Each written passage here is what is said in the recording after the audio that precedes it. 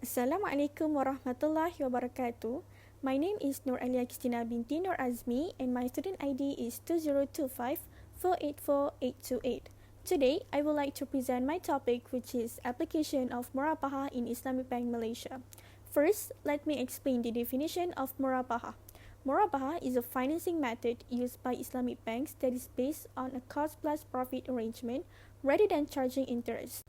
Next, I will discuss the legality of Murabahah. Murabahah is considered a lawful and Sharia-compliant contract because it is based on the Quran, Sunnah, and the consensus of Muslim jurists.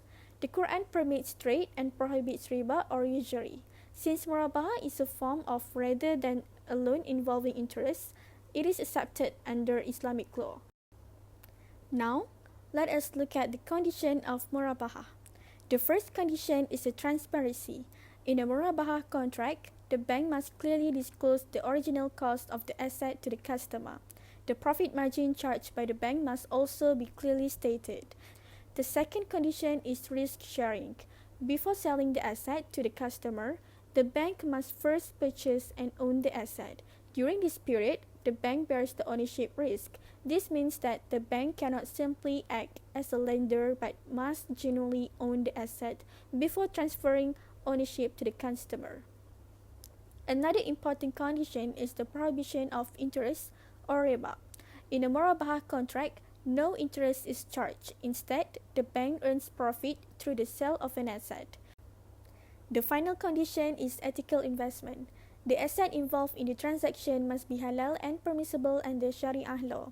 Islamic banks are not allowed to finance activities related to prohibited industries such as gambling, alcohol, and other non-halal businesses. Next, I will explain the first type of Murabahah, which is ordinary Murabahah. In ordinary Murabahah, the seller purchases the goods first without any prior promise from a customer. After owning the goods, the seller resells them at the original cost plus an agreed profit margin. For example, a trader purchases a commodity from a supplier either by cash or deferred payment. If the purchase was made using a Murabahah arrangement, the trader must disclose the information to the next buyer. The trade then becomes the seller and then resells the commodity by clearly informing the buyer about the original cost and the profit earned. The second buyer can choose to pay either in cash or through deferred payment. The second type is Murabahah to the purchase order, commonly known as MPO. Under this arrangement, the customer first requests a financial institution to purchase a specific asset on their behalf. The customer then promises to buy the asset once the bank has acquired it. After purchasing the asset, the bank sells it to the customer at original cost plus an agreed profit margin. The customer makes payment at a later date, either through installment or a lump sum payment. Now, let us look at the application of Murabahah in Islamic banking. Murabahah is one of the most widely used financing methods by Islamic banks in Malaysia. It is commonly applied in home financing, vehicle financing, personal financing, and trade financing. Among the two types of Murabahah, MPO is more commonly used than ordinary Murabahah. This is because MPO is more suitable for the role of banks as financial intermediaries. Despite its widespread use, there are several Sharia issues in the contemporary application of Murabahah. The first issue is non-compliance with Sharia principle. Some scholars argue that buying bitaman ajil as practiced in Malaysia does not fully comply with Sharia principle because the bank does not genuinely assume ownership risk and liability over the asset. To address this issue, Malaysia introduced commodity Murabahah. This structure allows the financing transaction to be linked to specific asset, thereby fulfilling the Islamic requirement that financial transaction must involve genuine economic activities and real assets.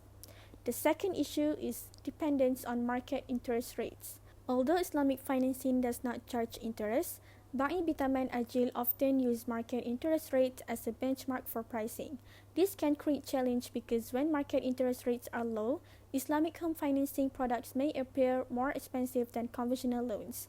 To overcome this challenge, Bank Negara Malaysia has collaborated with the Security Commission and Bursa Malaysia to develop market infrastructure that supports commodity Murabahah transaction. The third issue is criticism of commodity Murabahah. commodity Murabahah and certain forms of tawarruk have received criticism from some Islamic scholars who believe that these structures may not fully comply with the objective and spirit of Islamic finance. As a solution, continuous review and improvement by Sharia scholars are necessary. This suggests that the Malaysian version of Murabahah is still evolving and requires further refinement to ensure stronger Sharia compliance and wider acceptance among scholars worldwide. That is all from me. Thank you.